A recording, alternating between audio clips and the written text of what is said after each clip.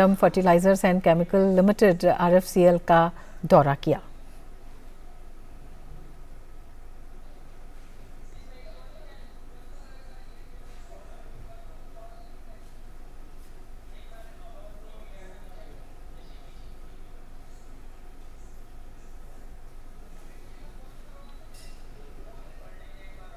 तो प्रधानमंत्री ने Ramagundam fertilizers and chemical limited RFCL का दौरा किया। ये दृश्य उस वक्त के हैं जब प्रधानमंत्री ने वहां पर दौरा किया और वहां पर ज़रूरतों को प्रधानमंत्री समझ रहे हैं। ये उस वक्त के दृश्य हैं।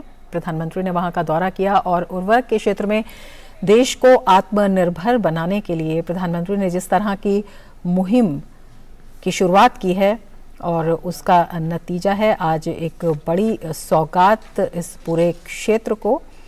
प्रधानमंत्री ने इसका दौरा किया और वहां पर प्रधानमंत्री वहां की ज़रूरतों को और वहां पर जो तकनीकी पूरा विस्तार है उसको समझते हुए अपने आप में बेहद महत्वपूर्ण है। आपको बता दें कि रामागुंडम परियोजना की आधारशिला भी 7 अगस्त 2016 को प्रधानमंत्री नरेंद्र मोदी ने रखी थी और इस संयंत्र का उद्घाटन भी प्रधानमंत्री जिस तरह से कहते हैं कि वो कार्यों की शुरुआत ही नहीं करते उनकी सरकार, बल्कि कार्यों को अंतिम परिणति तक पहुंचाते हैं।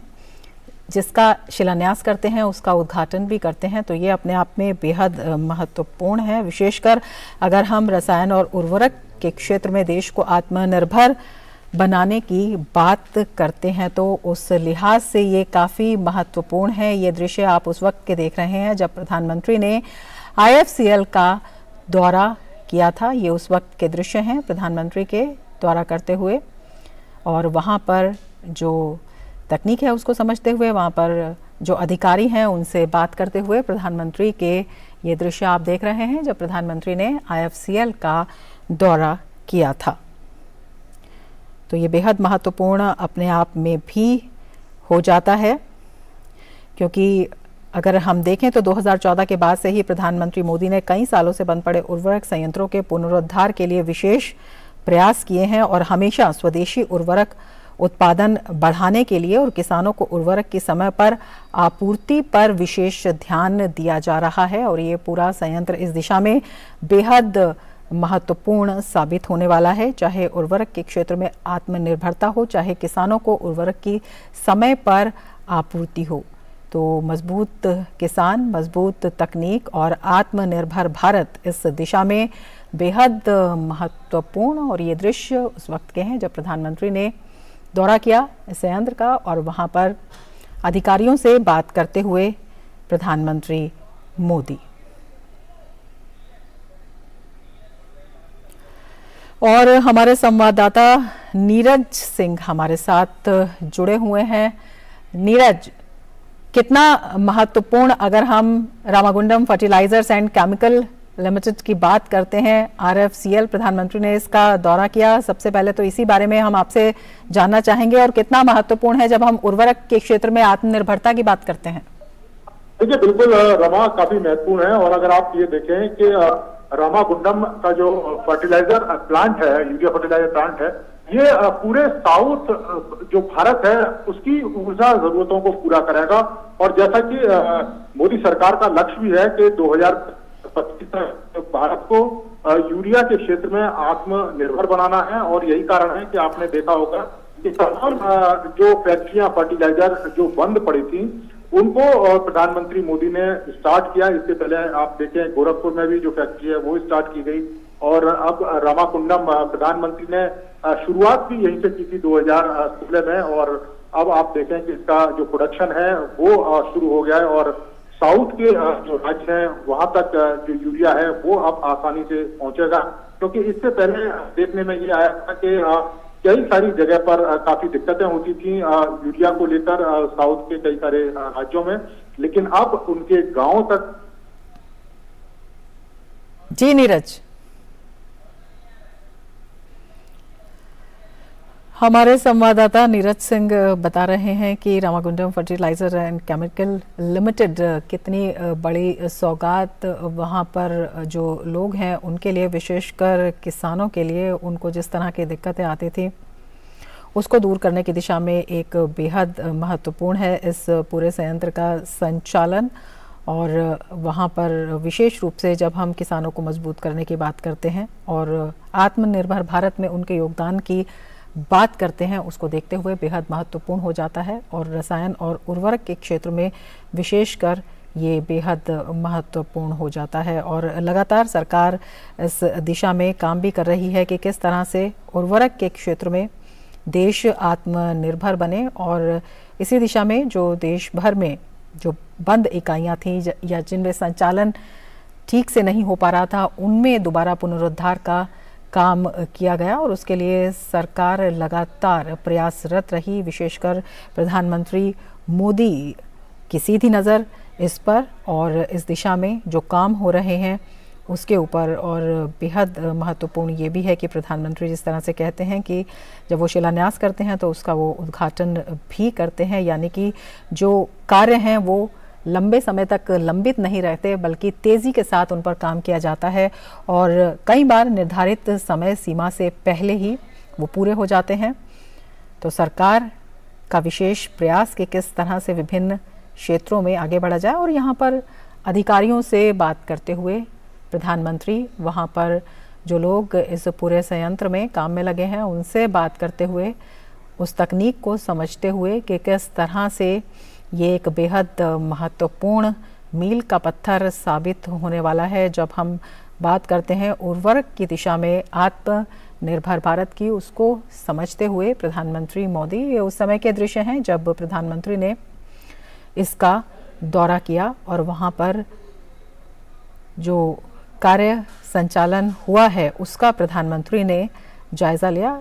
उसका जायज़ा लेते हुए केंद्रीय मंत्री जी किशन रेड्डी भी उनके साथ मौजूद रहे, तमाम अधिकारी गणों के साथ, तमाम गणमान्य लोगों के साथ। और विशेष रूप से इसलिए भी कि प्रधानमंत्री स्वयं जाकर समझते हैं, उसका दौरा करते हैं और वहाँ पर किस तरह से संचालन होता है। तो किसी भी तरह की, जिसे कहते हैं कि कोर कसर बाकी रहने की संभावना वहाँ पर ना रहे, इसे देखते हुए बेहद महत्वपूर्ण हो जाता है।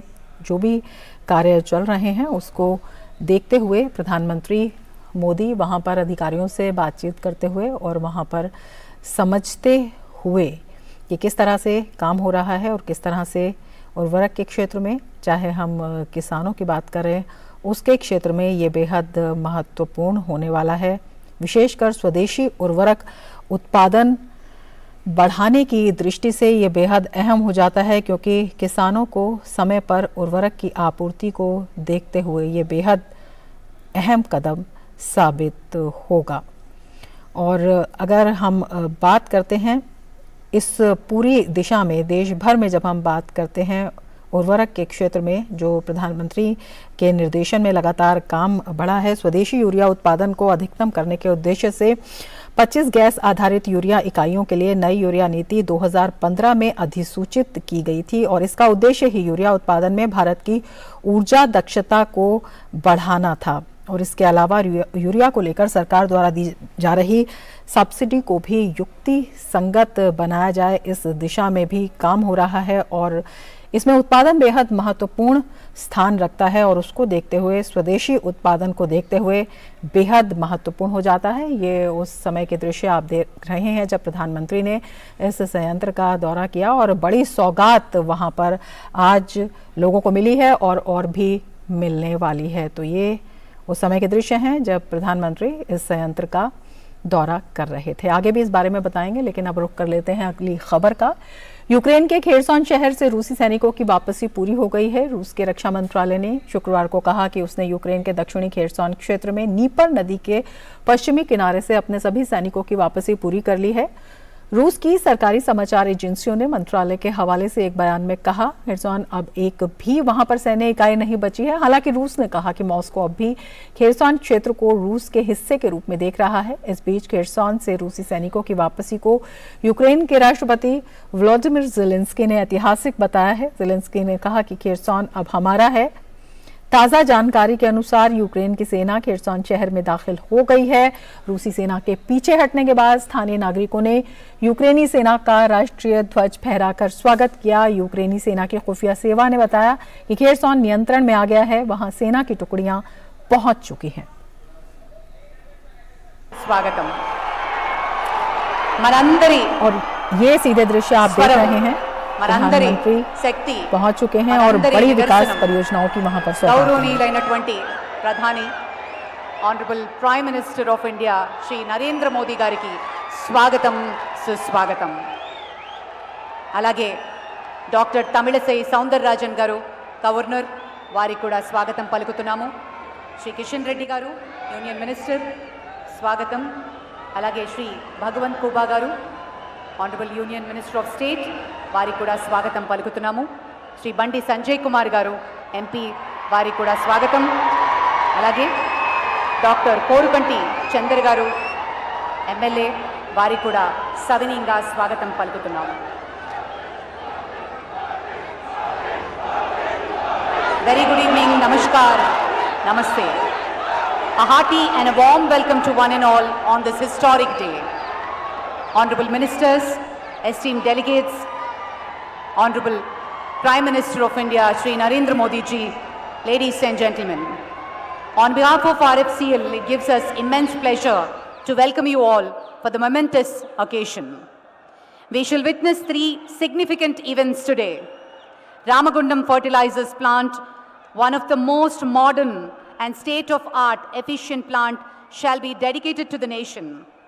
A new rail line, Bhadrachalam Road to Sattupalli, shall also be dedicated to the nation by our Honorable Prime Minister, Shri Narendra Modi ji, and also laying foundation stone for 3 major national highway sections. Ladies and gentlemen, Ramagundam Fertilizers Plant is one of the most modern and established with optimal cost among the peers. The revival has not only given boost to the Prime Minister's mission of Atmanirbhar Bharat and leading towards self-reliant India. This is a step towards fulfilling the gap of urea requirements of the country. This revival has not only boosted the local employment but also has given huge encouragement to the local business to grow. గౌరవనీయులు శ్రీ కిషన్ రెడ్డి గారిని మన ప్రధాని గారికి స్వాగతం పలకవలసిందిగా కోరుతున్నాము. సాంప్రదాయంగా తులసి మొక్కతోటి ఆయనకి స్వాగతం పలుకుదాం. అందరి కరతాళ మధ్య may I request honourable Kishan Reddy ji to present a tulsi sapling to the honourable prime minister Shri Narendra Modi G.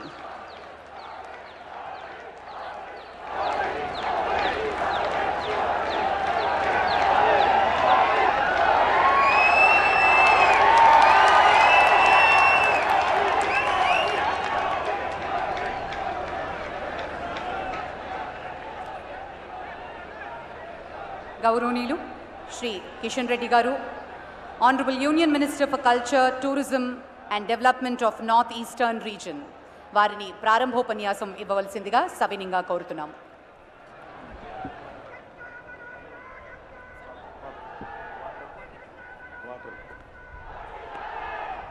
Bharat మాతాకి. ఇది రామగుండం అడ్డ, కరీంనగర్ గడ్డ. మనం ఇక్కడి నుంచి నినాదాలు ఇస్తే అది ఎక్కడ వినిపించాలో మీకు తెలుసు కాబట్టి గట్టిగా ఇవ్వాలి. భారత్ మాతాకి, నరేంద్ర మోడీ గారి నాయకత్వం, భారత్ మాతాకి. వేదిక మీద ఉన్నటువంటి గౌరవ పెద్దలు, భారత ప్రధానమంత్రి శ్రీ నరేంద్ర మోడీ గారు, వేదిక మీద ఉన్నటువంటి తెలంగాణ గవర్నరు తమిళసై గారు, కేంద్ర మంత్రి కుబా గారు, పార్లమెంట్ సభ్యులు సంజయ్ గారు, ఇక్కడ వచ్చినటువంటి సోదరిమణులారా, మీకందరికీ తెలుసు ఈరోజు మనము తెలంగాణలో నరేంద్ర మోడీ గారి నాయకత్వంలో కేంద్ర ప్రభుత్వము అనేక రకాల అభివృద్ధి కార్యక్రమాలు చేపట్టడం జరిగింది. ఈరోజు మన రామగుండం ప్రాంతంలో అనేక కార్యక్రమాలు చేపట్టడం కోసం తెలంగాణ ప్రజలకు అభివృద్ధి చేసినటువంటి కార్యక్రమాలు అంకితం చేయడం కోసము భారత ప్రధానమంత్రి గారు ఈరోజు మన రామగుండం రావడం జరిగింది. ఈ యొక్క ప్రధానంగా ఎరువుల ఫ్యాక్టరీ రామగుండం ఫెర్టిలైజర్ ఫ్యాక్టరీ యొక్క యూరియా తయారు చేసేటువంటి పరిశ్రమను తెలంగాణ ప్రజలకు దేశానికి అంకితం చేయడం కోసము మన ప్రధానమంత్రి గారు రావడం జరిగింది. మీకు అందరు తెలుసు, సుమారు 6,338 కోట్ల రూపాయలతో ఈ పరిశ్రమ స్థాపిస్తూ ఉన్నారు. దీని ద్వారా ఈరోజు తెలంగాణ ప్రాంతంలో ఈ యొక్క ఎరువుల కొరత తీరేటువంటి అవకాశం ఉంది. అంతేకాదు ఈరోజు రైతులకు మనవి చేస్తూ ఉన్నాను, తెలంగాణ రైతులకు ఈ యొక్క యూరియా ఏదైతే ఉన్నదో యూరియా మీద కేంద్ర ప్రభుత్వము చాలా పెద్ద ఎత్తున ఈరోజు రైతుల దగ్గర 250 నుంచి 260 రూపాయల బస్తా తీసుకుంటే ప్రతి బస్తా వెనుక కేంద్ర ప్రభుత్వము 1,472 రూపీస్ సబ్సిడీ నరేంద్ర మోడీ గారి ప్రభుత్వము ప్రతి ఎరువుల బస్తాకి ఇస్తూ ఉందని మనం చేస్తూ ఉన్నాం. అంతేకాదు ఈరోజు ఈ యొక్క వ్యవసాయ రంగానికి సంబంధించి కేంద్ర ప్రభుత్వము అనేక రకాల కార్యక్రమాలు తీసుకున్నది. ఏదైతే మొన్న కొంతమంది అన్నారు వీళ్లకు ధాన్యం కొనడానికి డబ్బులు లేవని, నేను ఈ సందర్భంగా ఈ యొక్క రైతులకు సంబంధించి మనవి చేస్తూ ఉన్నాను. ఎంఎస్పి ధాన్యానికి సంబంధించి 2014లో 1,360 రూపీస్ ఉండేది ధాన్యం ప్రతి క్వింటాల్కు. ఈరోజు మోడీ గారి ప్రభుత్వము స్వాతంత్రం వచ్చినప్పటి నుంచి మోడీ గారు ప్రధానమంత్రి అయ్యేంత వరకు 1,360 రూపీస్ ఉండేది. ఈ 8 సంవత్సరాలలో నేను రైతులకు మనవి చేస్తూ ఉన్నాను, ధాన్యం క్వింటాల్కు 2,040 రూపీస్ నరేంద్ర మోడీ గారు ఈరోజు పెంచి రైతులకు లాభం కలిగిస్తూ ఉంటే ధాన్యం కొనుగోలుకు సాయం సాగలను. ఇంకొక విషయం చెప్తా ఉన్నాను, నరేంద్ర మోడీ గారు ప్రధానమంత్రి కాకముందు మన తెలంగాణ ప్రాంతంలో ధాన్యం కొనుగోలు మీద కేంద్ర ప్రభుత్వం ఖర్చు పెట్టేది 3,750 కోట్లు ఉండేది. 3,750 కోట్లు ఖర్చు పెట్టేది. కానీ నరేంద్ర మోడీ గారు ప్రధానమంత్రి అయిన తర్వాత ఈరోజు మరి ఏ రకంగా కేంద్ర ప్రభుత్వము ఈరోజు ధాన్యం కొనుగోలు మీద 3,404 కోట్ల నుంచి గత సంవత్సరము 26,000 కోట్ల రూపాయలు ఖర్చు పెట్టి రైతుల దగ్గర ధాన్యం కొనుక్కుంటుంది. ఇది ధాన్యం కొంటున్నదా కొంటలేదా చెప్పాలి. ఈరోజు కొంతమంది అంటా ఉన్నారు ధాన్యం కొనడం లేదని. ఎక్కడ 3,404 రూపాయలు ఈ 8 సంవత్సరాల్లో 26,000 కోట్ల రూపాయలు ఏ రకంగా పెరిగిందో ఆలోచన చేయాల్సిందిగా కోరుతా ఉన్నాను. అదేవిధంగా పత్తి కాటన్ క్వింటాల్కు 2014లో 3,750 ఉండేది. కానీ నరేంద్ర మోడీ గారు ప్రధానమంత్రి అయిన తర్వాత ఈరోజు 6,080 రూపాయలు క్వింటాల్ కాటను కేంద్ర ప్రభుత్వము ఎంఎస్పి ఫిక్స్ చేసిందని చెప్తా ఉన్నాను. ఇది రైతులకు అనుకూలమైన ప్రభుత్వమా కాదా ఈరోజు రైతు ఆలోచన చేయాలి. అంతేకాదు ఈరోజు బియ్యం సేకరణలో ఏదైతే చెప్పానో అంతేకాకుండా ప్రధానమంత్రి కిసాన్ సన్మాన్ నిధి సంవత్సరానికి 6,000 రూపాయలు కేంద్ర ప్రభుత్వం ఇస్తూ ఉంది. అదేవిధంగా ఈరోజు మనవి చేస్తూ ఉన్నాను, 2014లో ధాన్యం కొనుగోలు 24 లక్షల టన్నులు ఉండేది. 2014లో తెలంగాణలో 24 lakh టన్స్ మాత్రమే కొనేది. ఈరోజు నరేంద్ర మోడీ గారి ప్రభుత్వము ధాన్యం కొనుగోలు ఎఫ్సిఐ ద్వారా 142 lakh టన్స్, ఎక్కడ 24 ఎక్కడ 142 టన్నుల ధాన్యం లక్షల టన్నుల ధాన్యం కొంటా ఉన్నదో అర్థం చేసుకోవాల్సిందిగా కోరుతా ఉన్నాను. ఈరోజు అనేక రకాలుగా ఈ యొక్క తెలంగాణ అభివృద్ధి కోసం, ఈ రామగుండం అభివృద్ధి కోసం కార్యక్రమాలు ఈరోజు నరేంద్ర మోడీ గారి ప్రభుత్వం చేపట్టింది. అంతేకాకుండా ఈరోజు ఇక్కడ మరి 2268 కోట్ల వ్యయంతో 207 కిలోమీటర్ల 3 జాతీయ రహదారులకు నరేంద్ర మోడీ గారు శంకుస్థాపన చేయబోతా ఉన్నారు. 163 కోట్ల ఈరోజు ఎన్హెచ్ సంబంధించినటువంటి సిరోజ్ మహాదేవ్పూర్ రోడ్డు కావచ్చు, 644 కోట్ల వ్యయంతో బోధన్ బాసరా బైన్సా రోడ్డు కావచ్చు, 1460 కోట్లతో మెదకు సిద్దిపేట ఎల్కతుర్తి రోడ్డు కావచ్చు. ఈ రకంగా చేస్తూ ఉన్నాను. ఒక విషయం చెప్తా, నేను ఈరోజు తెలంగాణ సమాజం అర్థం చేసుకోవాలి. 2014లో తెలంగాణలో జాతీయ రహదారులు 2511 కిలోమీటర్ల రోడ్లు ఉండేది. ఎంత? 2511 కోట్లు. ఈరోజు ఒక్కసారి అర్థం చేసుకోవాల్సిన అవసరం ఉంది. ఈరోజు అనేక రకాలుగా ఈ యొక్క అదనంగా 2511 కిలోమీటర్లు ఉంటే కొత్తగా 2489 కిలోమీటర్ల రోడ్లు తెలంగాణలో తెలంగాణ సమాజం కోసం మోడీ గారి ప్రభుత్వము ఈ జాతీయ రహదారులు నేషనల్ హైవేస్ను డెవలప్మెంట్ చేసిందని అడుగుతా ఉన్నాను. అంతేకాదు నరేంద్ర మోడీ గారు వచ్చిన తర్వాత లాస్ట్ 8 ఇయర్స్ భారత ప్రభుత్వము 1,04,000 కోట్ల రూపాయలు 1,04,000 కోట్ల రూపాయలు కేంద్ర ప్రభుత్వము ఈరోజు ఖర్చు పెట్టిందనే విషయాన్ని మనవి చేస్తూ ఉన్నాను. అంతేకాకుండా ఈరోజు ఈ యొక్క రామగుండంలో ఎన్టీపీసీ ఆధ్వర్యంలో అనేక రకాల కార్యక్రమాలు కూడా చేపడతా ఉన్నాము.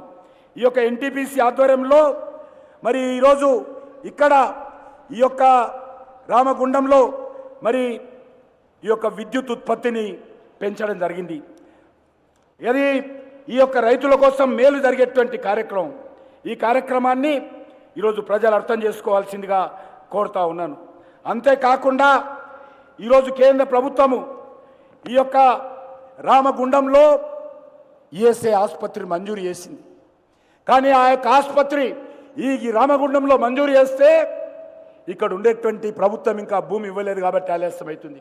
వాళ్ళకి ఇంత తొందరగా భూమి ఇస్తే ఇక్కడ రామగుండంలో నరేంద్ర మోడీ గారి ప్రభుత్వము ఈఎస్ఐ ఆసుపత్రి శాంక్షన్ చేస్తుందని కూడా మనం చేస్తూ ఉన్నాను. ఆల్రెడీ మంజూరు అయిపోయింది. ఎంత తొందరగా వీలైతే అంత తొందరగా ఈ యొక్క రామగుండంలో ఉన్నటువంటి కార్మికుల కోసం ఈ యొక్క ఈఎస్ఐ ఆసుపత్రి వస్తుంది. అదే కాకుండా ఈరోజు రామగుండంలో ఎన్టీపీసీ ఆధ్వర్యంలో 1600 మెగావాట్ల విద్యుత్ కేంద్రం ఇక్కడ నరేంద్ర మోడీ గారి ప్రభుత్వం వచ్చిన తర్వాత ప్రారంభిస్తూ ఉన్నాం. ఇప్పటికే 800 మెగావాట్ల ప్రాజెక్టు పూర్తయిపోయింది, పనులు ప్రారంభమైనాయి. ఇంకొక 800 మెగావాట్ల పనులు ప్రారంభం కానున్నాయని మనం వస్తున్నాను. దీనికోసము ఈ రామగుండంలో 4,000 కోట్లు ఈ ప్రభుత్వం ఖర్చు పెట్టింది. ఈ యొక్క ఎన్టీపీసీ అదనపు 1600 మెగావాట్లకని మనం వేస్తూ ఉన్నాను. అదేవిధంగా ఈ యొక్క రామగుండంలో solar power plant, floating solar power plant Narendra Modi garu ఇప్పటికే ప్రారంభించారు. ఇది మీకు అందరూ తెలుసు. దేశంలో biggest floating solar power plant మన రామగుండంలో నరేంద్ర మోడీ గారు ప్రారంభించారని మనం చేస్తా ఉన్నాను. అంతేకాదు నేను ఒకటి మనవి చేస్తా ఉన్నాను, సింగరేణి ప్రైవేట్ పరం చేస్తారని. ఎవరు చెప్పారు సింగరేణి ప్రైవేట్ పరం చేస్తారని? మెజార్టీ షేర్లు రాష్ట్ర ప్రభుత్వం దగ్గర ఉన్నాయి. 51% వాళ్ళ దగ్గర ఉంది, రాష్ట్ర ప్రభుత్వం దగ్గర ఉంది. కానీ కొంతమంది సింగరేణి ప్రైవేట్ పరం చేస్తున్నారని తప్పుడు ప్రచారం చేస్తూ ఉన్నారు. నేను మనవి చేస్తూ ఉన్నాను, ఈరోజు దేశంలో ఎక్కడ కూడా కోల్ ఇండియాకి సంబంధించినటువంటి కోల్ పరిశ్రమను కూడా ప్రైవేట్ పరం చేయలేదు. సింగరేణి పూర్తి అధికారం మా మీద లేదు. మా అధికారంలో ఉన్నటువంటివి లేనప్పుడు ఇక్కడ ఏ రకంగా చెప్తారు? సింగరేణికి వచ్చినటువంటి అనేకమైనటువంటి ఇతర రాష్ట్రాలు ఉన్నటువంటి బొగ్గు గనులను ఇక్కడ ఉన్నటువంటి సంస్థ ప్రైవేట్ వ్యక్తులకు ఇచ్చారు తప్ప భారత ప్రభుత్వము సింగరేణిని ప్రైవేట్ పరం చేసేటువంటి ఆలోచన లేదనే విషయాన్ని కూడా ఈరోజు నేను సింగరేణి కార్మికులకు మనవి చేస్తా ఉన్నాను. అంతేకాకుండా ఈరోజు మరొక విషయం మనవి చేసి నేను ముగిస్తాను. ఈ యొక్క రాష్ట్రంలో నరేంద్ర మోడీ గారి నాయకత్వంలో ఖచ్చితంగా ప్రతి పట్టణాన్ని, ప్రతి ఒక్క జిల్లాను, ప్రతి ప్రాంతాన్ని అభివృద్ధి చేస్తాం.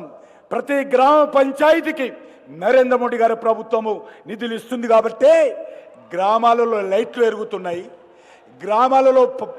గ్రామాలలో పరిస్థితి ఏంటంటే కాలిపోయినటువంటి లైట్లను చేంజ్ చేయాల్సిన పైసా కూడా నరేంద్ర మోడీ గారు ఇస్తున్నారు. గ్రామాలలో రోడ్లు శుభ్రం చేయడం కోసం పారిశుద్ధ కార్మికుల జీతాలు కూడా నరేంద్ర మోడీ గారు ఇస్తున్నారు. ఈరోజు రైతులకు సంవత్సరానికి 6,000 రూపాయలు రైతుల అకౌంట్లో నరేంద్ర మోడీ గారు ఇస్తున్నారు. ఈరోజు మీకు అందరికీ తెలుసు కరోనా వస్తే ఏ రకంగా ప్రజల ప్రాణాలు కాపాడడం కోసం సుమారు 215 కోట్ల యొక్క వ్యాక్సిన్ పేద ప్రజలందరికీ ఉచితంగా సరఫరా చేసి ప్రజల ప్రాణాలు కాపాడడంలో కీలక పాత్ర పోషించింది నరేంద్ర మోడీ గారి ప్రభుత్వం. మీరు వీళ్ళంతా తెలంగాణ ప్రజలు కాదా? నేను మనవి వస్తున్నాను తెలంగాణ సమాజానికి, ఈ తెలంగాణ రాష్ట్రానికి ఏ రకంగా గత 8 సంవత్సరాలలో అభివృద్ధి కార్యక్రమాలు చేపట్టామో తప్పకుండా తెలంగాణ ప్రజలకు ఇంటింటికి వెళ్ళి చెప్తాము, ఊరూరు కొరి చెప్తాము, ప్రతి వ్యక్తికి చెప్తాము. ఖచ్చితంగా ఈ తెలంగాణ రాష్ట్రం అభివృద్ధి జరగాలని నరేంద్ర మోడీ గారి ప్రభుత్వం అంకిత భావంతో పనిచేస్తూ ఉందని మనవి చేస్తూ, ఈ యూరియా పరిశ్రమ రావడం కోసం నరేంద్ర మోడీ గారి ప్రభుత్వాన్ని అనేక సార్లు స్థానికంగా ఉన్నటువంటి మాజీ శాసనసభ్యులు వివేక్ వెంకటస్వామి గారు పదే అడిగారు. నేను వారిని కలిసి ప్రధానమంత్రి గారిని కలిశాము. వారు కలిసి అనేక సార్లు ఫెర్టిలైజర్ మినిస్టర్స్ కలిశాము. బండి సంజయ్ గారి నేతృత్వంలో కూడా ఈ ఫ్యాక్టరీ రావడంలో కృషి చేశాం. కాబట్టి మీ అందరికీ మనవి చేస్తున్నాను, భారత ప్రభుత్వము తెలంగాణ డెవలప్మెంట్ విషయంలో ఈరోజు కమిట్మెంట్తో పనిచేస్తూ ఉంది. ఖచ్చితంగా ఎవరు సహకరించకపోయినా ఈరోజు నరేంద్ర మోడీ గారి ప్రభుత్వం ప్రతి తెలంగాణ గ్రామంలో, ప్రతి తెలంగాణ పట్టణంలో అనేక రకాల అభివృద్ధి కార్యక్రమం తీసుకున్నాం. ప్రతి పేదవాడి ఇంట్లో కూడా నరేంద్ర మోడీ గారి ప్రభుత్వం 3 రూపాయల కిలో బియ్యం పంపిస్తా ఉన్నాడు. 3 రూపాయల కిలో బియ్యం పంపిస్తే ఇక్కడ ఉండేటువంటి ప్రభుత్వం 2 రూపాయలే. నరేంద్ర మోడీ గారి ప్రభుత్వము 30 రూపాయలు ఇస్తూ ఉంది. అంతేకాకుండా కరోనా సమయంలో ప్రతి వ్యక్తికి 5 కేజీల రైసు ఫ్రీగా నరేంద్ర మోడీ గారి ప్రభుత్వం ఇస్తూ ఉన్నారు. కాబట్టి నేను మనవి చేస్తూ ఉన్నాను, మాకు రాజకీయాలు అవసరం లేదు. మేము రాజకీయాలు రాజకీయాలు చేస్తాము, కానీ అభివృద్ధిలో రాజకీయాలు చేయము. ఎవరు చేయకూడని రకంగా development is different, politics is different. Bharatiya Janata party ప్రభుత్వము డెవలప్మెంట్ కోసం కమిట్మెంట్తో పనిచేస్తూ ఉంది. ఖచ్చితంగా ఎవరు సహకరించకపోయినా మా లక్ష్యము ఈ తెలంగాణ డెవలప్మెంట్ అని మనవి చేస్తూ, నేను మరొకసారి తెలంగాణ ప్రజల తరఫున నరేంద్ర మోడీ గారికి ఈ కార్యక్రమం అభివృద్ధి ప్రారంభించడానికి వచ్చినటువంటి వారికి నేను ప్రజానీకం తరఫున హృదయపూర్వకమైనటువంటి ధన్యవాదాలు తెలియజేస్తూ సెలవు తీసుకుంటున్నాను. భారత్ మాతాకి, గట్టిగా చెప్పాలి, రామగుండం గడ్డ ఇది. భారత్ మాతాకి. నరేంద్ర మోడీ గారి నాయకత్వం, నరేంద్ర మోడీ గారి నాయకత్వం, నరేంద్ర మోడీ గారి నాయకత్వం.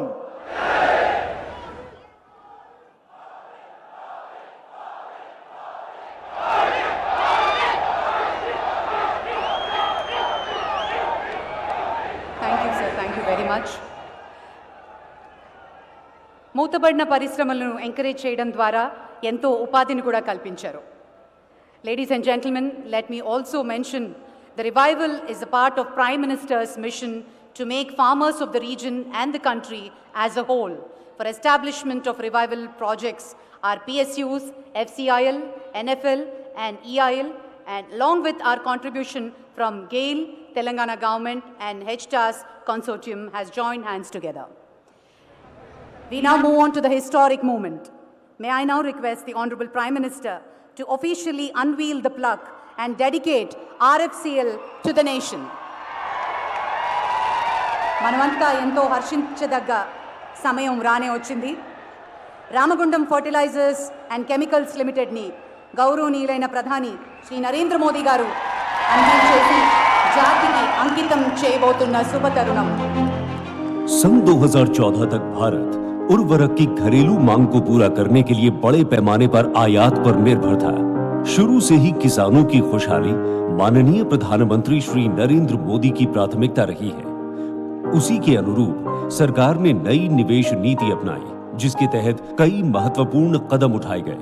यूरिया को 100% नीम कोटेड किया गया और गोरखपुर, सिंदरी, बरौनी, तालचेर एवं रामगुंडम स्थित बंद पड़े 5 उर्वरक इकाइयों को पुनर्जीवित किया गया है. इसके कारण किसानों को यूरिया आसानी से उपलब्ध हो रही है. वहीं इसकी आयात में भी कमी आई है. हमने तय किया किसानों को जितना चाहिए उतना यूरिया देंगे, लेकिन कोशिश करेंगे कि पहले मेरे देश में जो कारखाने बंद पड़े हैं उनको चालू करेंगे. तेलंगाना राज्य के रामगुंडम में स्थित Ramagundam fertilizers and chemicals limited दक्षिण भारत में अपनी तरह का पहला अत्याधुनिक प्राकृतिक गैस आधारित सबसे बड़ा संयंत्र है, जिसको आज प्रधानमंत्री श्री नरेंद्र मोदी जी द्वारा देश को समर्पित किया जा रहा है. ये कृषि और किसानों के हितों के प्रति पूरी तरह समर्पित भारत सरकार के प्रयासों का परिणाम है. RFCL द्वारा हर साल 12,70,000 मेट्रिक टन नीम कोटेड यूरिया उत्पादित किया जाएगा. 5 यूरिया संयंत्रों के पुनरुद्धार के पश्चात 63,50,000 मेट्रिक टन यूरिया का उत्पादन होगा, जिससे देश में यूरिया आयात पर निर्भरता कम होगी. RFCL, national fertilizers limited, engineers India limited, fertilizer corporation of India limited, Telangana राज्य सरकार, गेल इंडिया लिमिटेड और HTAS कंसोर्शियम की संयुक्त उद्यम है. 6,300 करोड़ रुपए से अधिक की लागत से निर्मित RFCL ऊर्जा बचत के लिए HTER प्रौद्योगिकी आधारित बड़ी क्षमता वाले सिंगल ट्रेन यूरिया संयंत्रों में से एक है. इसका 140 मीटर ऊंचा प्रिलिंग टावर सर्वोत्तम गुणवत्ता वाले प्रिल्स के उत्पादन को सुनिश्चित करता है. पूरी तरह से स्वचालित बैगिंग और ट्रक लोडिंग सुविधा. 32 मेगावाट के कैप्टिव पावर प्लांट के साथ ये संयंत्र कुशल कर्मियों द्वारा प्रबंधित किया जाता है. इस प्लांट से नौजवानों और स्थानीय लोगों के लिए प्रत्यक्ष और अप्रत्यक्ष रूप से रोजगार के अनेक अवसर भी उपलब्ध होंगे. RFCL टाउनशिप में 400 से अधिक परिवारों को निवास के साथ स्कूल, खेल का मैदान, स्वास्थ्य केंद्र जैसी सुविधाएं उपलब्ध हैं. RFCL तेलंगाना राज्य के साथ साथ आंध्र प्रदेश, छत्तीसगढ़, ओडिशा और महाराष्ट्र को भी यूरिया प्रदान करेगा. माननीय प्रधानमंत्री के आत्मनिर्भर भारत की सोच को साकार करने में एक बड़ी भूमिका निभाने के लिए तैयार ये संयंत्र स्थानीय किसानों को उर्वरकों की समय पर आपूर्ति करने के साथ यूरिया का आयात को कम करेगा. उर्वरक आत्मनिर्भरता की दिशा में अहम योगदान देगा और कृषि विस्तार को मजबूती देगा. Thank you very much sir. RFCLని ఆవిష్కరించి ప్రధాని గారి చేతుల మీదుగా జాతికి అంకితం జరిగినటువంటి శుభతరుణం. అలాగే మరొక కొత్త లైను భద్రాచలం రోడ్ సత్తుపల్లి నుండి ఈ కొత్త రైలు మార్గాన్ని గౌరవనీయులైన ప్రధాని గారు ఇప్పుడు ఆవిష్కరించి జాతికి అంకితం చేయనున్నారు. మే I request you to kindly launch and dedicate to the nation sir.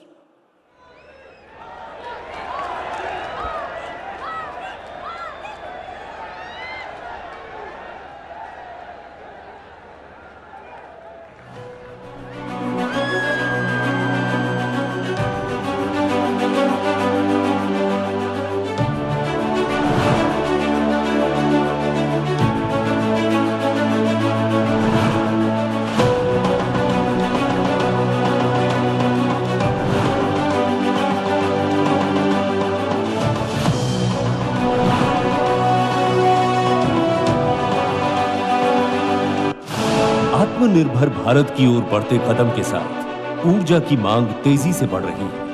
विकास की गति निरंतर बनाए रखने में तेज, किफायती, स्थानीय, क्षेत्रीय और घरेलू कनेक्टिविटी की भूमिका महत्वपूर्ण है.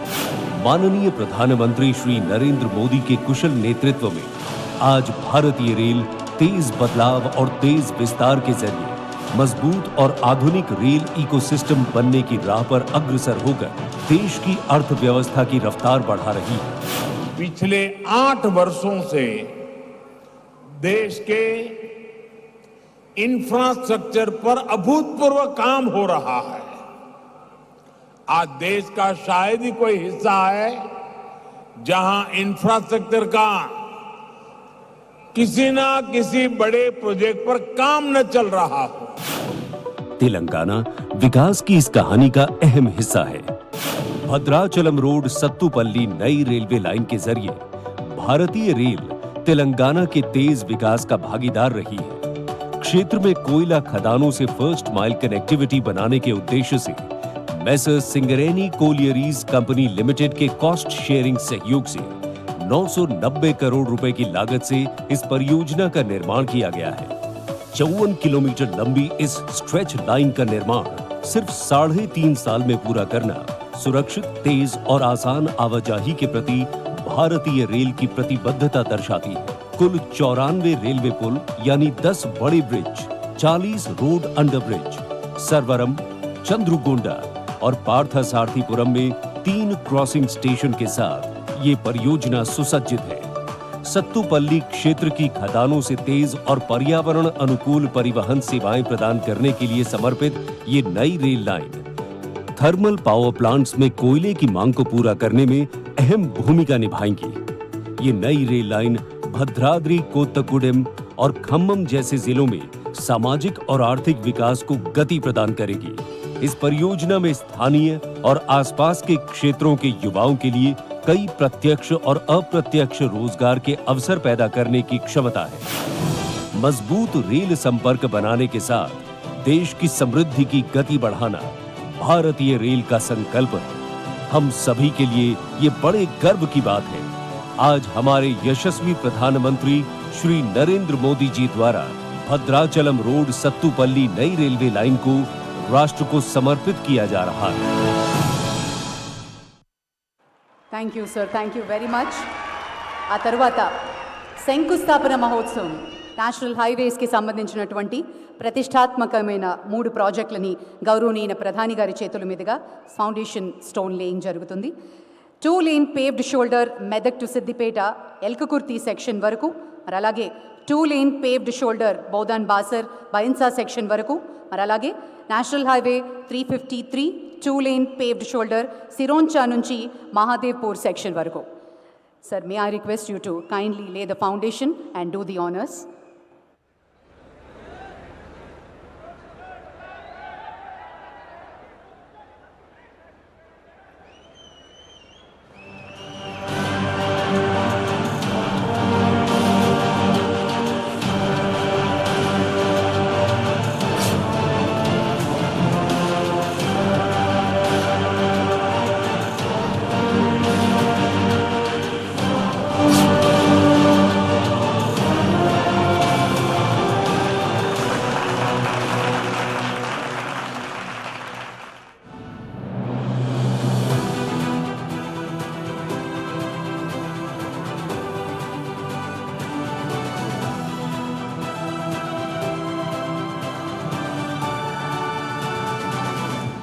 India has seen extraordinary infrastructure development in the last 8 years due to the futuristic vision of our Prime Minister Shri Narendra Modi ji.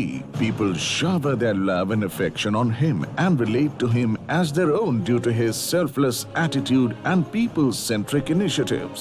Showing gratitude towards the people of Telangana, which is known for its rich cultural heritage and beautiful natural landscape. Shri Narendra Modi ji has envisaged many prestigious infrastructure projects in the state of Telangana. भाई और बहनों, हमारा प्रयास है कि तेलंगाना के कोने कोने तक बेहतरीन कनेक्टिविटी पहुंचे। पिछले 8 वर्षों में तेलंगाना में नेशनल हाईवे की लंबाई 2 गुनी हो चुकी है। Today is an important day in the history of Telangana state as Honorable Prime Minister is laying the foundation stone for 3 national highway projects costing rupees 2,268 crores.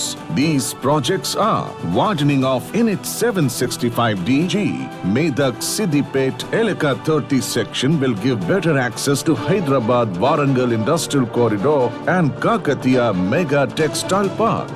Widening of Bodhan-Basar-Bhainsa section of NH 161BB will give smooth connectivity to sugar-producing region. It will also enhance connectivity to districts of Nizamabad and Nirmal, besides make commuting fast and comfortable for pilgrims paying homage to one of the only two Gyana Saraswati temple of India on the banks of Godavari River in Basar.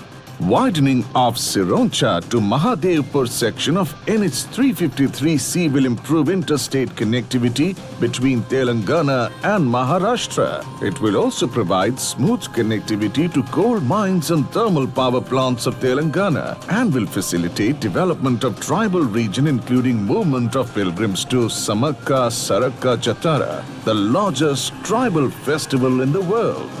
These initiatives will make commuting smoother, faster and safer, decreasing fuel cost, giving impetus to tourism, culture, industrial, transport and agriculture sectors, which will generate employment and give impetus to prosperity and economic growth of Telangana.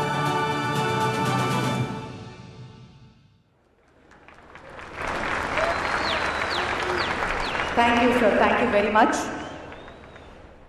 ये विश्व जो आज विश्व गुरु बनाने का न सिर्फ सपना देखता है बल्कि उसकी दावेदारी करता है, ये हौसला है देश की यशस्वी प्रधानमंत्री। ये विश्व जो चाणक्य की बुद्धिमती से जाना जाता है, उस देश में आज के युवा संपूर्ण विश्व को अपनी टेक्नोलॉजी और जज्बे से ख्याल कर देते हैं, वो जज्बा है प्रधानमंत्री। भारत माँ के मुकुट में जड़े उन तमाम रत्नों की चमक से सोना जिताता है, वो हिम्मत है हमारे प्रधानमंत्री। आज चाहे कलाकार हो या खिलाड़ी, हर तरफ भारत की जय का उद्देश्य दिखाई देती है, वो रौनक है प्रधानमंत्री। हर वर्ग का ना सिर्फ ध्यान रखा बल्कि उसके दर्द समझा। और हाँ, ज़माने जब धन की बात करता था तब धन से ज़्यादा मन की बात करने का नाम है प्रधानमंत्री। अभी हम अनुरोध करते हैं कि हमारे यशस्वी प्रधानमंत्री श्री नरेंद्र मोदी जी इस पावन अवसर पर तेलंगाना जनता को संबोधित करें।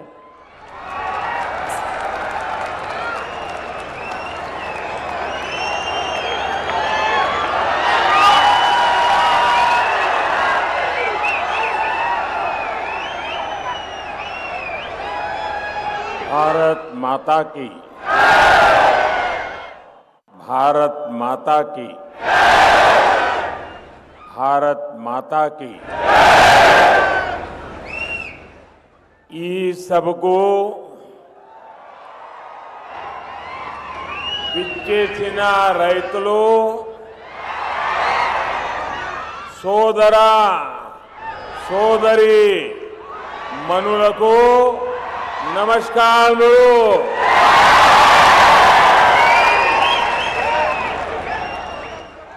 तेलंगाना की गवर्नर डॉक्टर तमिलिसाई सौंदरराजन जी, केंद्रीय मंत्रिमंडल में मेरे सहयोगी श्री किशन रेड्डी जी, भगवंत खुबा जी, संसद में मेरे साथी पंडित संजय कुमार जी,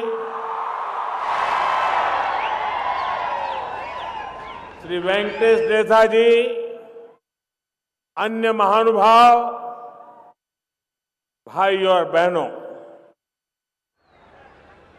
रामागुंडम की धरती से पूरे तेलंगाना को मेरा आदरपूर्वक नमस्कार। और अभी मुझे बताया गया और मैं अभी टीवी स्क्रीन पर भी देख रहा था कि इस समय तेलंगाना की 70 विधानसभा क्षेत्रों में 70 असेंबली सेगमेंट में हजारों किसान भाई बहन वे भी इस कार्यक्रम में हमारे साथ जुड़े हुए हैं। मैं इन सभी किसान भाइयों बहनों को भी उनका स्वागत करता हूं, उनका अभिनंदन करता हूं। साथियों, आज 10,000 करोड़ रुपए से अधिक की विकास परियोजनाओं का लोकार्पण और शिलान्यास तेलंगाना के लिए हुआ है। ये परियोजनाएं यहां खेती और उद्योग दोनों को बल देने वाली है। फर्टिलाइजर प्लांट हो, नई रेल लाइन हो, हाईवे हो, इनसे उद्योगों को भी विस्तार मिलेगा। इन परियोजनाओं से तेलंगाना में रोजगार के नए अवसर बनेंगे, सामान्य जन की ईज ऑफ लिविंग बढ़ेगी। इन सभी परियोजनाओं के लिए देशवासियों को, तेलंगाना वासियों को मैं बहुत बहुत बधाई देता हूं। साथियों, पिछले 2-2.5 साल से पूरा विश्व कोरोना महामारी से लड़ रहा है। दूसरी तरफ जो संघर्ष चल रहे हैं, तनाव चल रहे हैं, मिलिट्री एक्शन हो रहे हैं, उसका परिणाम भी, उसका प्रभाव भी देश और दुनिया पर पड़ रहा है। लेकिन इन विपरीत परिस्थितियों के बीच आज हम सभी पूरी दुनिया में एक और बात प्रमुखता से सुन रहे हैं। दुनिया के तमाम एक्सपर्ट्स कह रहे हैं कि भारत बहुत जल्द दुनिया की तीसरी सबसे बड़ी इकोनॉमी बनकर के उस दिशा में तेज गति से आगे बढ़ रहा है। सभी एक्सपर्ट ये भी कह रहे हैं कि जितनी ग्रोथ 90 के बाद 30 साल में हुई, उतनी अब सिर्फ कुछ ही वर्षों में होने वाली है। आखिर इतना अभूतपूर्व विश्वास आज दुनिया को, आर्थिक जगत के विद्वानों को इतना विश्वास आज भारत पर क्यों है? इसका सबसे बड़ा कारण है भारत में पिछले 8 वर्ष में हुआ बदलाव। पिछले 8 सालों में देश ने काम करने के पुराने तौर तरीके बदल डाले। इन 8 वर्षों में गवर्नेंस को लेकर सोच में भी बदलाव आया है, अप्रोच में भी बदलाव आया है। चाहे इंफ्रास्ट्रक्चर हो, चाहे सरकारी प्रक्रियाएं हो, चाहे ईज ऑफ डूइंग बिजनेस हो, इन बदलावों को प्रेरित कर रही है भारत की एस्पिरेशनल सोसाइटी। आज विकसित होने की आकांक्षा लिए आत्मविश्वास से भरा हुआ नया भारत दुनिया के सामने है। भाइयों और बहनों, विकास हमारे लिए 24 घंटे, 7 दिन, 12 महीने और पूरे देश में चलने वाला मिशन है।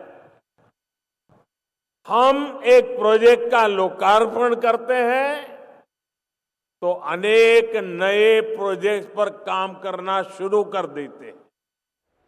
ये हम आज यहां भी देख रहे हैं और हमारा ये भी प्रयास होता है कि जिस प्रोजेक्ट का शिलान्यास हो उस पर तेजी से काम हो और वो तेजी से पूरा हो।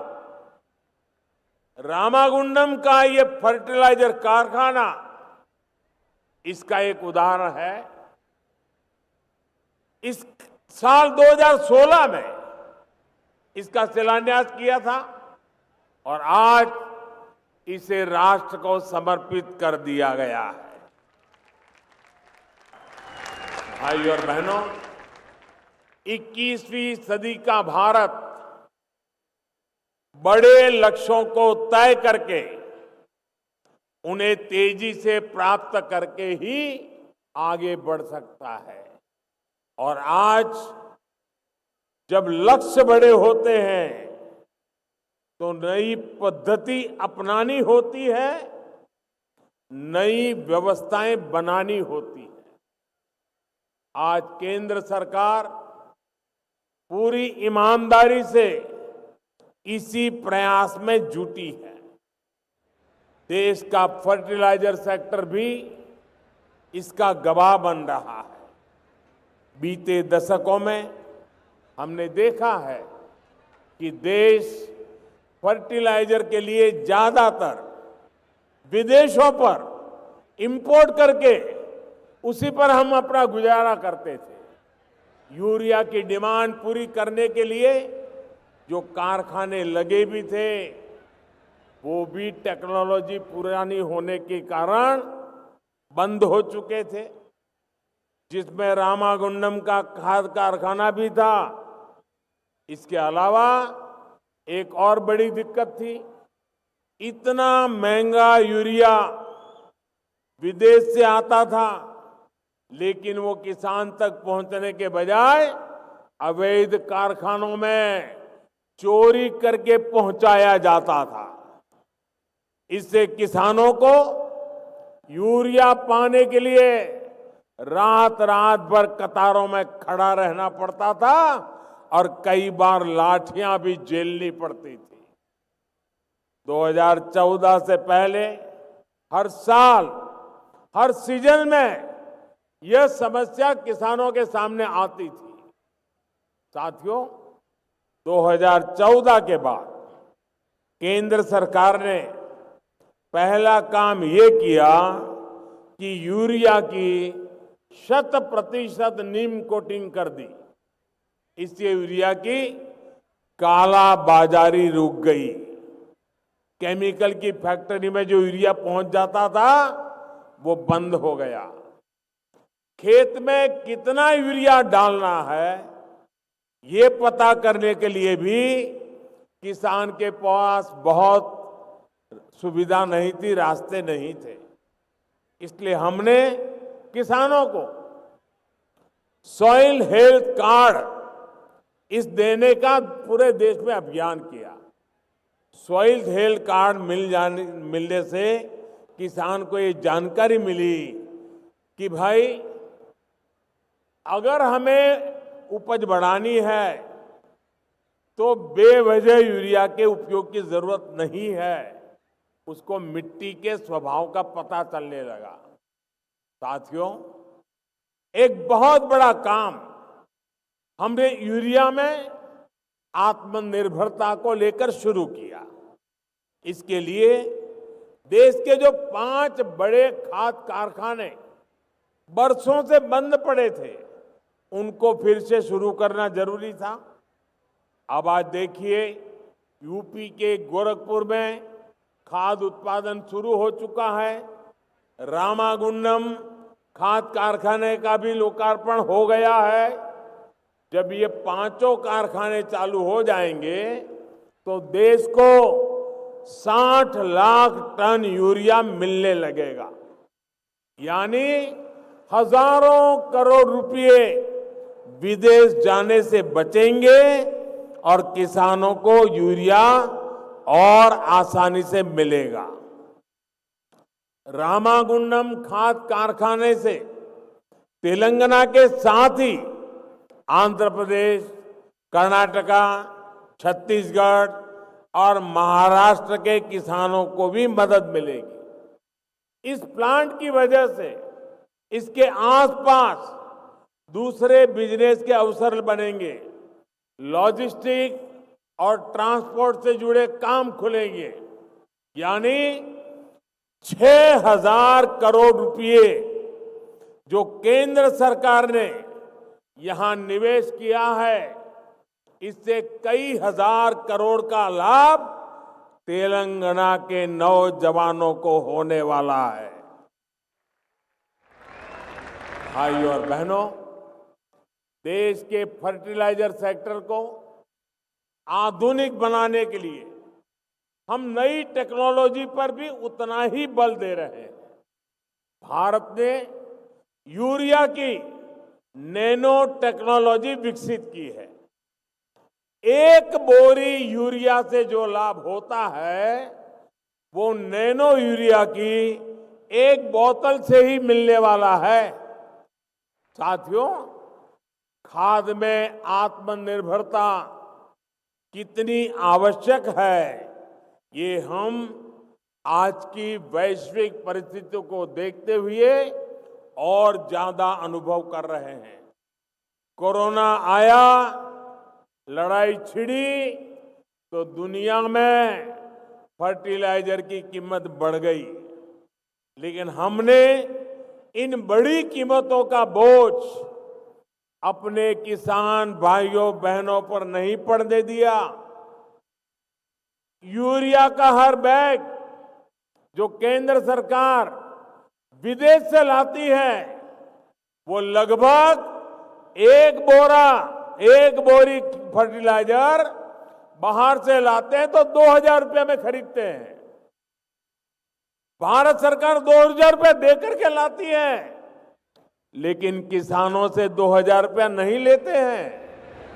सारा खर्च भारत सरकार उठाती है। सिर्फ 270 रुपये में ये फर्टिलाइजर की थैली किसान को मिलती है। इसी प्रकार डीएपी का एक बैग भी सरकार को करीब करीब 4,000 रुपये में पड़ता है, लेकिन किसानों से 4,000 रुपये नहीं लेते हैं।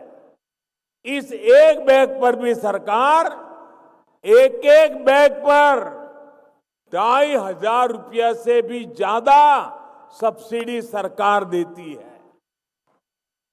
साथियों, बीते 8 वर्षों में किसान को सस्ती खाद देने के लिए ही केंद्र सरकार, ये आंकड़ा भी याद रखना भाइयों, बताना लोगों को, 8 वर्ष में किसान को खाद का बोझ न बढ़े, उसको सस्ती खाद मिले, इसलिए 9.5 लाख करोड़ रुपए यानी करीब करीब 10 लाख करोड़ रुपए भारत सरकार खर्च कर चुकी है।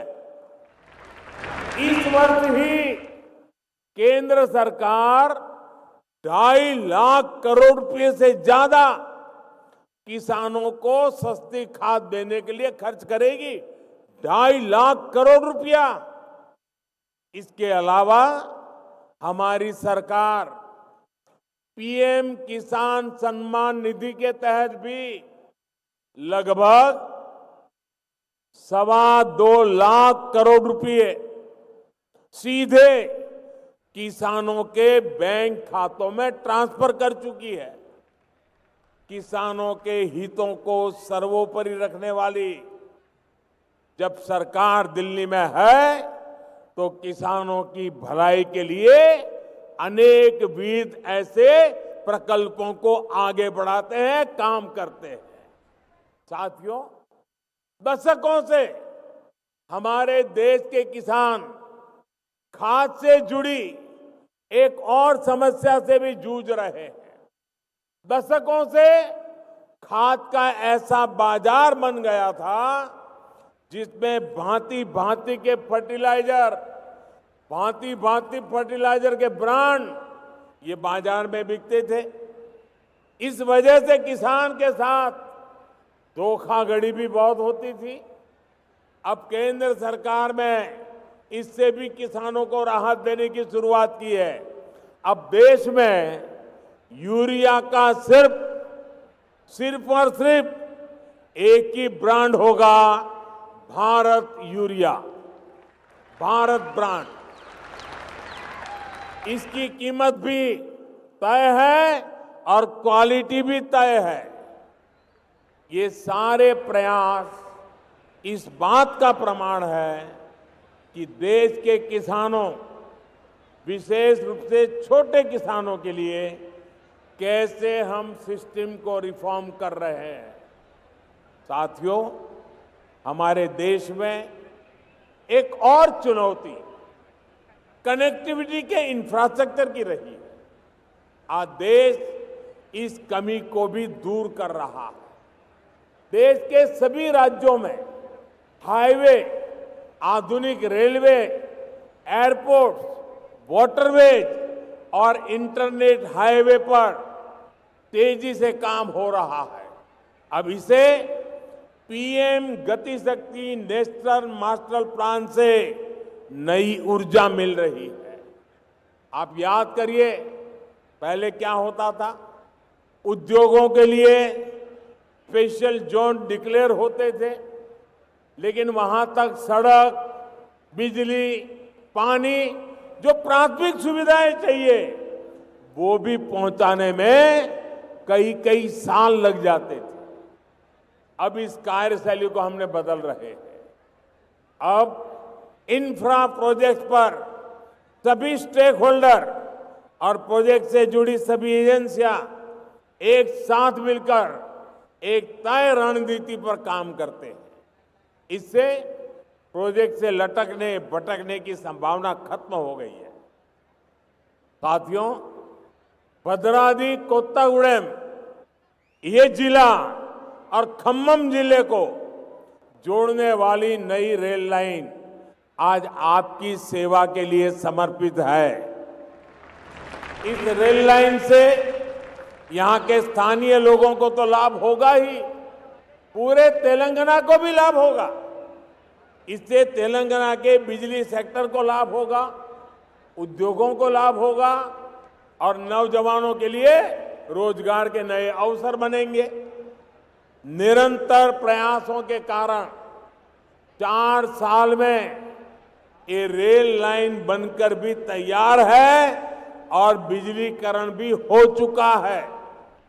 इससे कोयला कम खर्च में बिजली कारखाने तक पहुंच पाएगा और प्रदूषण भी कम होगा।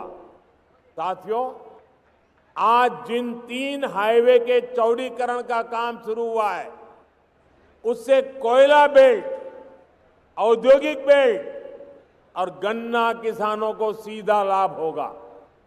यहां तो हल्दी की पैदावार बढ़ाने में भी हमारे किसान भाई बहन जुटे हुए हैं। गन्ना किसान हो, हल्दी पैदा करने वाला किसान हो, यहां सुविधाएं बढ़ेगी तो उनके लिए अपनी उपज का ट्रांसपोर्टेशन आसान होगा।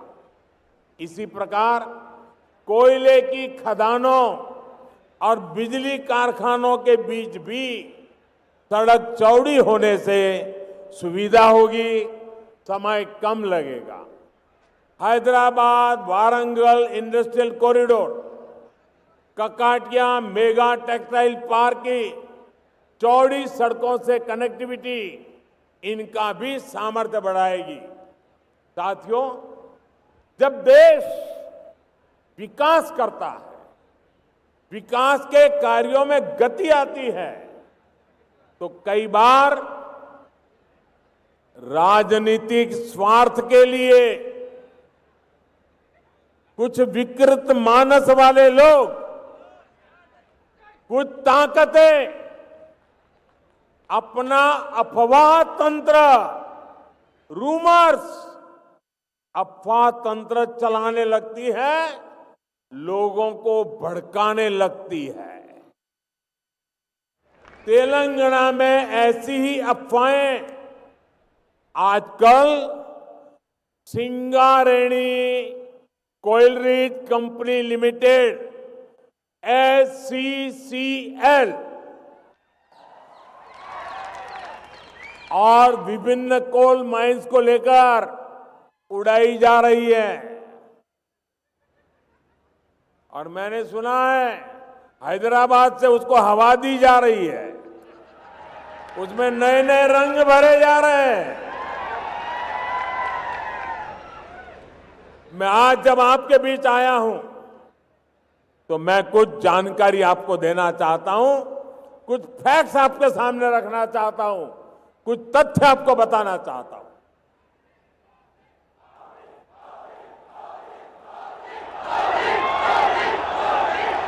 ये अफवाह फैलाने वालों को ये भी पता नहीं है कि ये झूठ उनका पकड़ा जाएगा।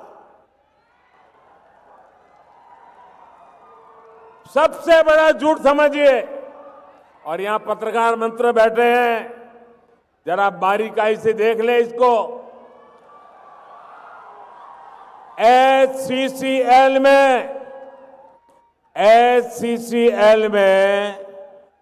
51% भागीदारी ये तेलंगाना की राज्य सरकार की है, जबकि भारत सरकार की हिस्सेदारी सिर्फ 49% है। SCCL के निजीकरण से जुड़ा कोई भी फैसला केंद्र सरकार अपने स्तर पर कर ही नहीं सकती है।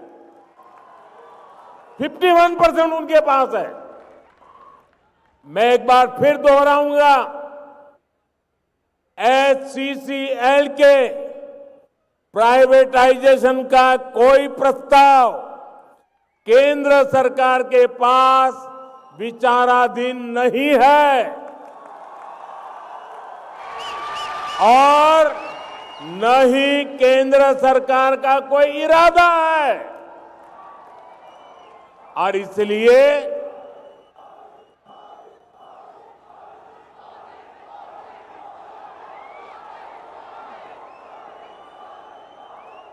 इसलिए मैं अपने भाई बहनों से आग्रह करता हूं कि किसी अफवाह पर जरा भी ध्यान न दे।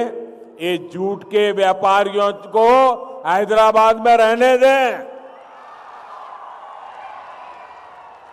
साथियों, हम सभी ने देश में कोल माइंस को लेकर हजारों करोड़ रुपए के घोटाले होते देखे हैं। इन घोटालों में देश के साथ ही श्रमिकों, गरीबों और उन क्षेत्रों का नुकसान हुआ जहां ये माइंस थी।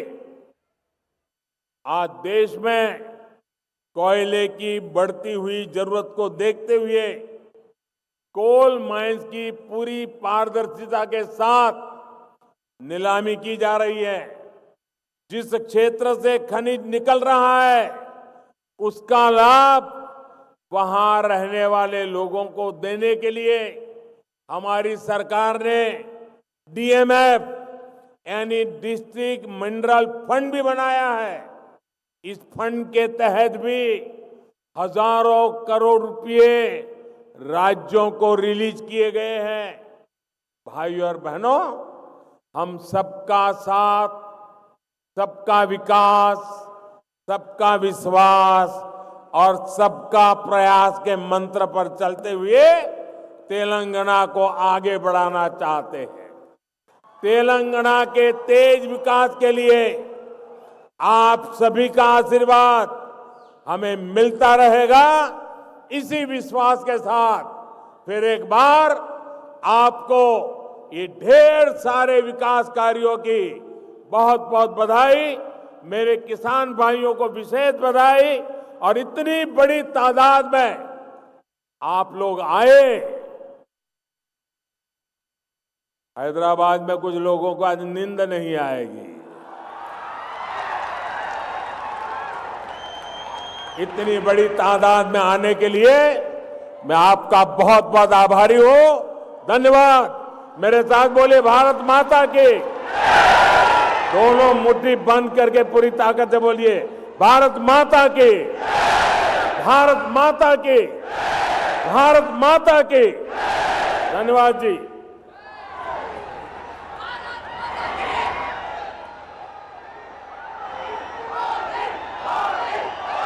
ఒక్కసారి మీ మొబైల్ ఫోన్ లైట్స్ అందరూ ఆన్ చేస్తే మన సంపూర్ణమైనటువంటి మద్దతుని ఈ సందర్భంగా తెలియజేసుకుందాం. అంత చక్కటి ఉద్దేశాన్ని అందించి తమ ప్రసంగాన్ని మనందరి కోసం అందించిన ప్రధాని గారికి గౌరవంగా కృతజ్ఞతలు తెలియజేసుకుంటున్నాము. Thank you very much sir.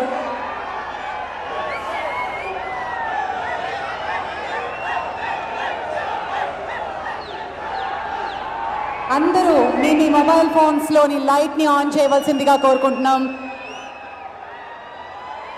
ఇది నిజంగా అందరూ మద్దతు తెలియజేస్తూ మన గౌరవనీయులైనటువంటి ప్రధాని శ్రీ నరేంద్ర మోదీ గారి ప్రేమ ఆప్యాయతలు ఆయన ఈరోజు మనందరికీ పంచుకోవడం, ఆయన ప్రసంగాన్ని అందరినీ ఉద్దేశించుకోవడం నిజంగా ఆనందదాయకం.